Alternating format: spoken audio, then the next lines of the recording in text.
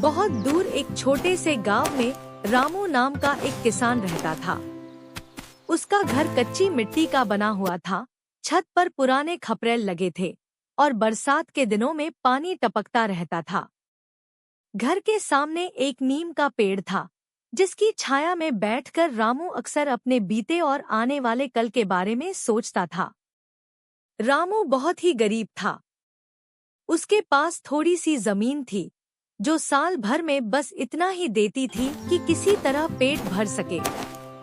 उसके जीवन की सबसे बड़ी दौलत उसका छोटा सा परिवार था और खासकर उसका बेटा मोहन, जो उसकी आंखों का तारा था। रामू रोज बहुत सुबह उठ जाता था। अंधेरा रहते ही वह उठकर हाथ मुंह धोता, टूटी हुई हांडी में रखा थोड़ा सा पानी पीता और खेत की ओर चल पड़ता। रास्ते में ठंडी हवा उसके चेहरे को छूती तो उसे थोड़ी राहत मिलती। खेत में पहुंचकर वह अपनी पुरानी कुदाल उठाता और मिट्टी को पलटने लगता। उसकी हथेलियां सख्त हो चुकी थी, उन पर जगह-जगह दरारें थीं, पर वह दर्द की परवाह नहीं करता था। उसके मन में बस एक ही बात रहती थी कि उसका बेटा भूखा न सोए। मोहन अभी छोटा था, पर समझदार था। वह पिता की गरीबी को समझता था, पर कभी शिकायत नहीं करता था। सुबह जब रामू खेत जाता, तब मोहन अपनी माँ के साथ घर के कामों में हाथ बटाता। कभी वह पानी भर लाता, कभी सूखी लकड़ियाँ चुनकर लाता, तो कभी घर के सामने झाड़ू लगा देता। उसकी माँ उसे पढ़ने के लिए भी भेजना चाहती थी, पर गांव का स्कूल बहुत दूर था और रामू के पास इतना समय और साधन नहीं थे कि रोज उसे वहां तक छोड़ सके। फिर भी मोहन जहां कहीं कोई लिखना पढ़ना जानने वाला मिलता, वहीं बैठकर कुछ न कुछ सीखने की कोशिश करता। रामू का मन अक्सर दुख से भर जाता था। वह सोचता था कि काश उसके पास इतने पैसे होते कि वह अपने बेटे को अच्छे कपड़े दिला पाता, पेट भर खाना खिला पाता और पढ़ने के लिए शहर भेज पाता। पर अगले ही पल वह खुद को संभाल लेता और कहता कि मेहनत करने वाले को भगवान कभी खाली हाथ नहीं लौटाते। यही सोचकर वह और भी मन लगाकर खेत में काम करता। एक दिन गांव में तेज धूप पड़ी। धरती तप रही थी, हवा भी जैसे जल रही हो। रामू खेत में काम करते हुए पसीने से पूरी तरह भीग चुका था।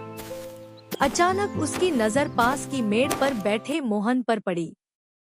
मोहन अपने छोटे से झोले में बंधी सूखी रोटियां लेकर आया था। वह पिता के पास आया और मासूम आवाज में बोला, बाबा, थोड़ा खा लो, फिर काम करना। रामू ने कांपते हाथों से रोटी ली, बेटे के सिर पर हाथ फेरा और मुस्कुरा दिया। उस मुस्कान में दर्द भी था और उम्मीद भी। दिन बीतते गए। कभी फसल अच्छी होती तो घर में थोड़ी खुशी आती, कभी बारिश कम पड़ती तो अनाज भी कम होता और चिंता बढ़ जाती। ऐसे ही एक साल बहुत कम बारिश हुई। खेत सूखे रह गए, फसल ठीक से उग नहीं पाई। गांव के कई किसान उदास थे। रामू की हालत और भी खराब हो गई। घर में अनाज लगभग खत्म हो चुका था। कई रातें ऐसी आईं जब रामू और उसकी पत्नी ने भूखे पेट सोकर बच्चे को थोड़ा सा बचा खाना दे दिया। मोहन यह सब देखता और चुपचाप सहता रहता। एक दिन उसने पिता से कहा, बाबा, मैं भी आपके साथ खेत में काम करूंगा।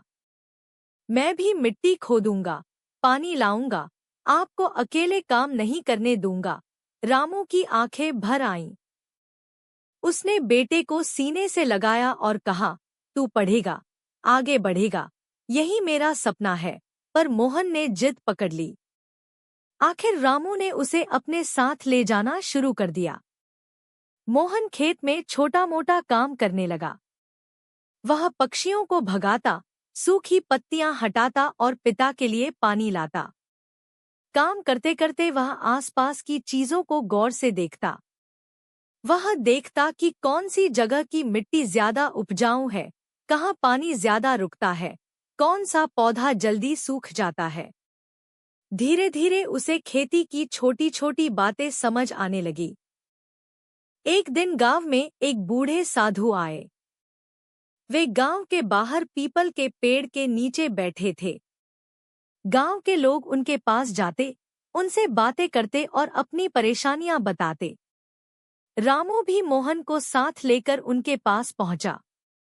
साधु ने रामू की हालत देखी और उससे हाल पूछा। रामू ने अपनी गरीबी और सूखे खेतों की बात बताई। साधु मुस्कुराए और बोले, धरती माँ कभी किसी को खाली हाथ नहीं लौटाती, बस उसे समझकर काम करना पड़ता है। उन्होंने रामू को कुछ ऐसे तरीके बताए जिनसे कम पानी में भी फसल उगाई जा सकती थी। उन्होंने गोबर और पत्तों से खाद बनाने की सलाह दी और कहा कि बीज बोने से पहले मिट्टी को अच्छे से तैयार करो। रामू ने साधु की बातें ध्यान से सुनी।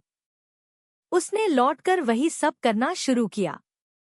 उसने घर के पीछे एक गड्ढा खोदा, उसमें गोबर, सूखी पत्तियां और रसोई का बचा हुआ सामान डालकर खाद बनाई। उसने खेत की मिट्टी को धीरे धीरे तैयार किया। मोहन भी पूरे मन से उसकी मदद करने लगा। दोनों मिलकर सुबह से शाम तक मेहनत करते। कुछ समय बाद खेत में हरियाली दिखने लगी। छोटे छोटे पौधे मिट्टी से बाहर झांकने लगे। रामू के दिल में फिर से उम्मीद जागी। वह रोज मोहन को साथ लेकर पौधों को देखता, उन्हें पानी देता और खरपतवार हटाता। वह अपने बेटे को बताता कि कैसे हर पौधे में जान होती है और कैसे प्यार से की गई मेहनत रंग लाती है। मौसम बदला। हल्की हल्की बारिश हुई। पौधे